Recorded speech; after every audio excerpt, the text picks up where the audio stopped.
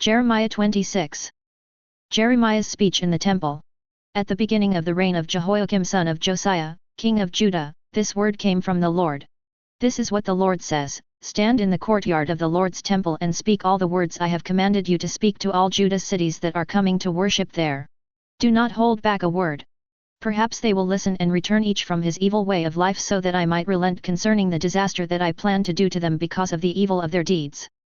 You are to say to them, This is what the Lord says, if you do not listen to me by living according to my law that I set before you, and by listening to the words of my servants the prophets I have been sending you time and time again, though you did not listen, I will make this temple like Shiloh. I will make this city an object of cursing for all the nations of the earth. Jeremiah ceased. The priests, the prophets, and all the people heard Jeremiah speaking these words in the temple of the Lord. He finished the address the Lord had commanded him to deliver to all the people.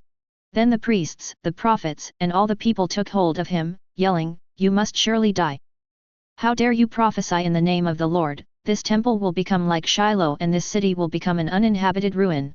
Then all the people assembled against Jeremiah at the Lord's temple. When the officials of Judah heard these things, they went up from the king's palace to the Lord's temple and sat at the entrance of the new gate.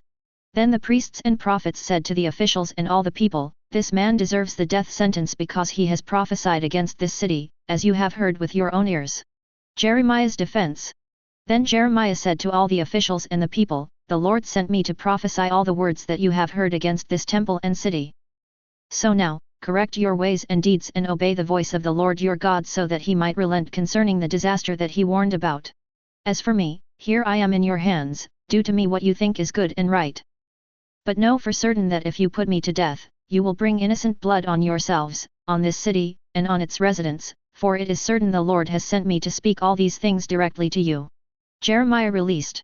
Then the officials and all the people told the priests and prophets, This man doesn't deserve the death sentence, for he has spoken to us in the name of the Lord our God.